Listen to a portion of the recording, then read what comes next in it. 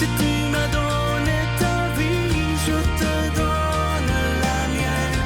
Dans le froid de la nuit, mon cœur t'appartient.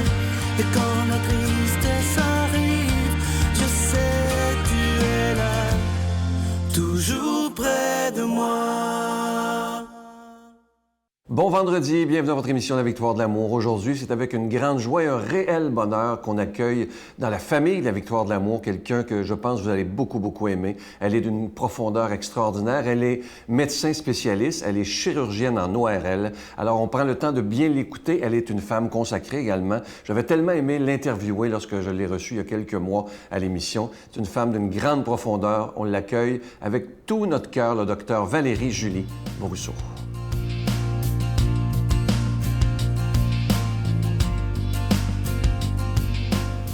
Bonjour, c'est le Dr Valérie Julie Brousseau. Bienvenue à la chronique Nomade du désert.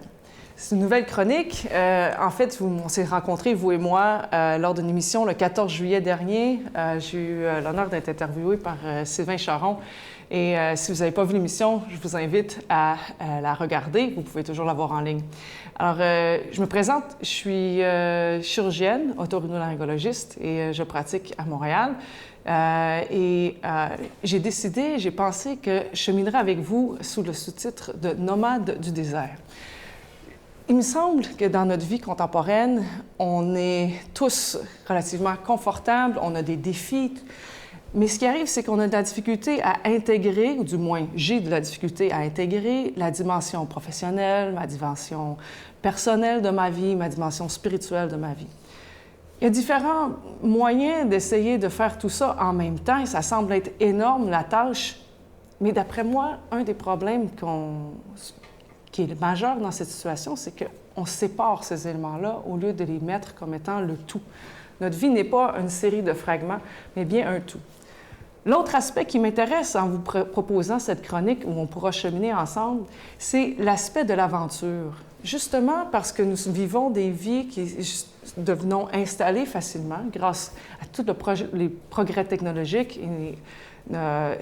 On arrive à une situation où on ne se tient plus sur le seuil. C'est-à-dire, il y a des dimensions de notre vie qui deviennent installées sur lesquelles nous n'avançons plus.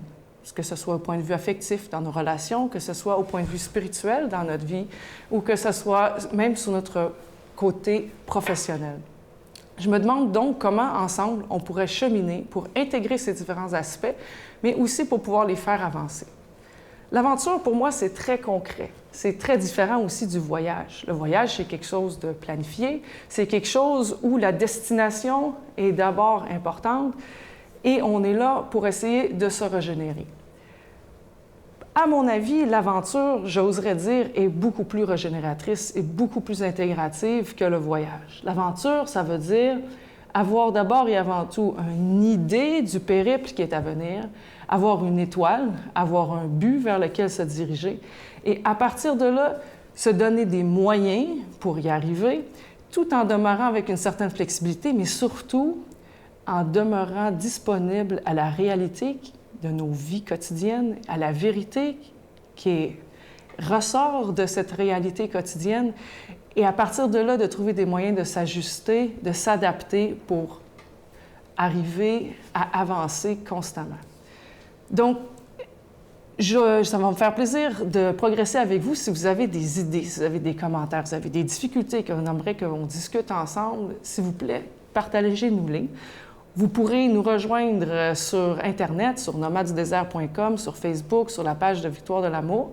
Et j'espère de tout cœur qu'ensemble, cette chronique pourra nous faire progresser et avancer dans notre vie personnelle et de foi. À la prochaine. Notre Père qui es aux cieux, que ton nom soit sanctifié, que ton règne vienne, que ta volonté soit faite sur la terre comme au ciel. Donne-nous aujourd'hui notre pain de ce jour. Pardonne-nous nos offenses comme nous pardonnons à ceux qui nous ont offensés. Ne nous laisse pas entrer en tentation, mais délivre-nous du mal, car c'est à toi qu'appartient le règne, la puissance et la gloire pour les siècles des siècles. Amen. Dans le cadre des festivités du 25e anniversaire de la Victoire de l'amour, nous vous invitons à un pèlerinage inoubliable en France, en compagnie du Père Michel-Marie, Brigitte Bédard, Miguel Padilla et la participation occasionnelle de Sylvain Charon. Nous visiterons Lourdes, Saint-Malo, Mont-Saint-Michel, Lisieux et Paris. Nous assisterons au spectacle musical Bernadette de Lourdes qui attire les foules du monde entier. Célébration eucharistique avec le Père Michel-Marie, du 14 au 25 septembre 2020. Information 1-877-277-4412.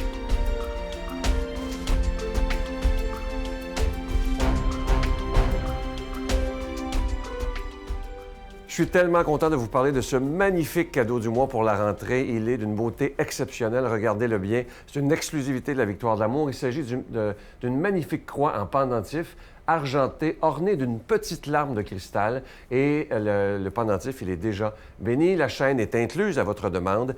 Et la larme de cristal représente un peu la larme de Jésus, dans le fond, qui pleure sur notre monde, qui ne va pas très bien, finalement. Alors, vous pouvez le recevoir avec un don de 25 $ et si vous en voulez deux, parce que ça se donne vraiment bien en cadeau, c'est avec un don de 40 $. Je veux prendre le temps de vous dire des milliers de fois merci de votre grande générosité. Vous savez que sans vos dons, cette émission-là ne pourrait pas durer depuis plus de 24 ans déjà. Alors, je vous donne l'adresse. La Victoire de l'amour, casier postal 120, succursale Boucherville à Boucherville, le J4B 5E6, je vous la redonne. La Victoire de l'amour, casier postal 120, succursale Boucherville à Boucherville, le J4B 5E6. Également par téléphone, par carte de crédit, du lundi au vendredi, de 8h30 à 16h30 dans le 514-523-4433, 523-4433 ou sans frais le 1-888-811-9291, 1-888-811-9291 et aussi sur notre site Internet. Vous savez que c'est une façon très sécuritaire et rapide de faire votre don. C'est le www.lavictoiredelamour.org.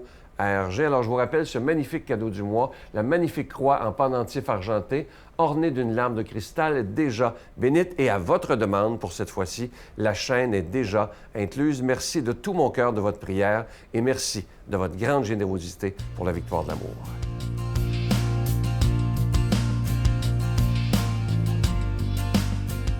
Mon Dieu, donnez-moi la sérénité d'accepter les choses que je ne peux changer, le courage de changer les choses que je peux et la sagesse d'en connaître la différence. Amen. Aujourd'hui, la parole de Dieu est proclamée par quelqu'un qu'on apprécie beaucoup pour sa grande profondeur. Il est de Sainte-Anne-de-Beaupré, l'abbé Richard Larcher.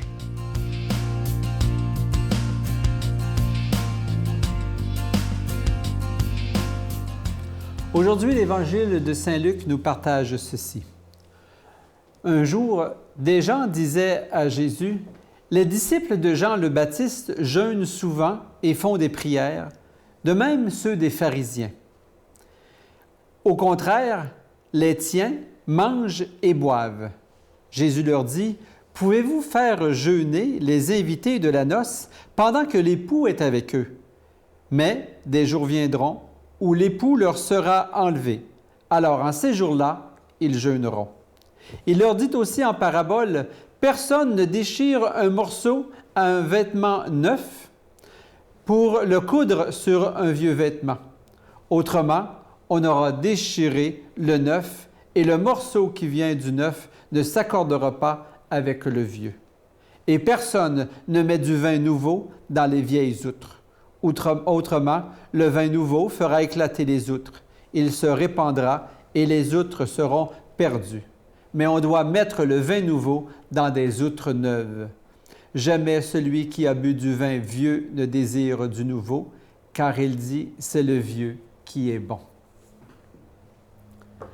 Jeûner. Toute une question aujourd'hui dans notre Église, dans notre cheminement spirituel. Jésus nous dit, et il se fait reprocher que ses disciples ne jeûnent pas. Et Jésus nous dit, oui, puis Jésus n'a rien contre le jeûne, et Jésus est un de ceux qui jeûnent énormément. Mais Jésus nous montre le chemin de l'équilibre.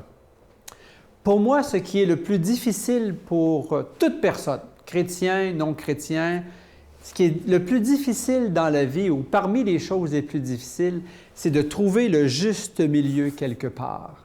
Et ça, pour moi, là, c'est sûrement très difficile à faire. Et je pense, entre autres, à vous, mettons, qui écoutez et qui êtes parents. Mettons que votre enfant fait un mauvais coup. puis tu dis, il faut quand même lui montrer là, que c'est pas correct. Socialement parlant, c'est pas correct. Mettons, il faut le punir. Comment vous faites pour savoir que votre punition n'est pas trop sévère, mais assez sévère pour qu'il comprenne que ce n'est pas de même que ça peut fonctionner en société, qu'on ne peut pas bâtir une société sereine de cette façon-là? Alors, trouver le juste milieu. Et comme chrétien, c'est toujours le même enjeu. Comment je fais pour trouver le juste milieu? Jeûner, il faut le faire, mais il faut le faire d'une façon dosée. Ça ne me sert à rien de jeûner de quelque façon que ce soit si je ne suis pas capable d'accueillir ce que la vie va m'apporter et va m'obliger dans le jeûne. Je me souviens quand j'étais en formation moi-même, on avait des jeûnes à faire dans notre formation de prêtre, etc. Puis tout ça. Et si on voulait jeûner davantage, il fallait demander la permission. Ce n'était pas dans le sens de nous contrôler, mais au contraire, c'est dans le sens de nous aider parce qu'il y aurait des jeunes qui auraient pu avoir du zèle, puis là, tellement se rendre malades, tellement ils voulaient jeûner, puis peut-être le faire en démesure. Alors, il fallait que notre responsable soit au courant. Et moi, j'avais voulu jeûner davantage, j'avais voulu poser des gestes davantage de jeûne et de pénitence et tout cela. J'étais tout feu, tout flamme et tout.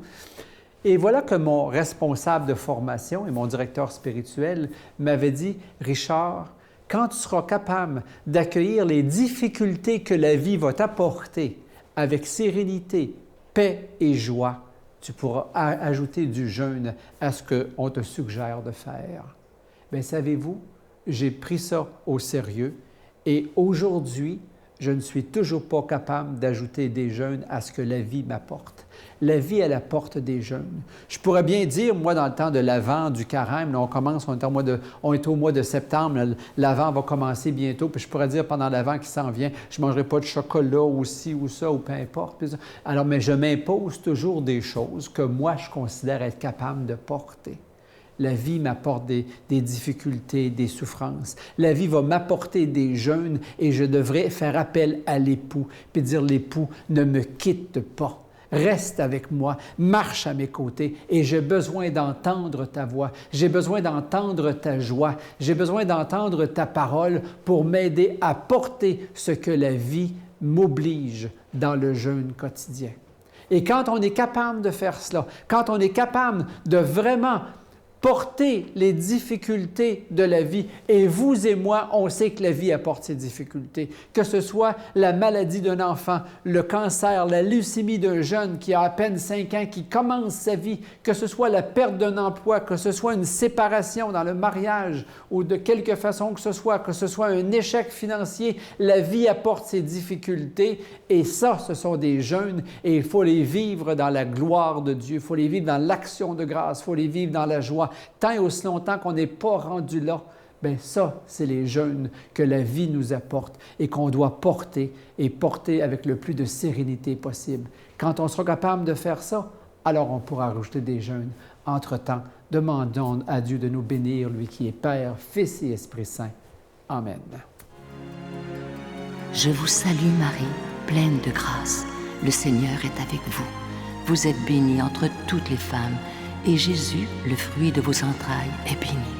Sainte Marie, Mère de Dieu, priez pour nous pauvres pécheurs, maintenant et à l'heure de notre mort. Amen.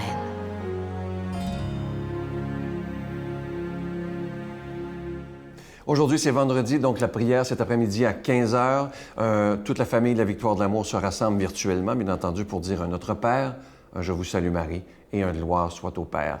Ce dimanche, pour la rentrée, on commence avec une émission très, très forte. Je reçois avec beaucoup de joie Marlène Dufresne. Imaginez, elle a pardonné, écoutez bien ce que je vais vous dire, à l'assassin de sa fille. Alors, vous allez voir qu'il y a des gens qui ont une foi assez extraordinaire et qui nous apprennent beaucoup. Alors, ne manquez pas ça ce dimanche. C'est assez touchant, merci. Alors, je vous souhaite une belle journée. À demain. Bye. Oui, ils m'ont montré la photo. Ils m'ont dit, Madame Dufresne, on voudrait vous vous montrer une photo. Est-ce que ça ressemble à votre fille? Mais pour moi, elle était méconnaissable. Puis c'est là que j'ai réalisé après, c'est ma fille. Ils m'ont dit, je suis désolée, mais elle n'a pas survécu à ses blessures.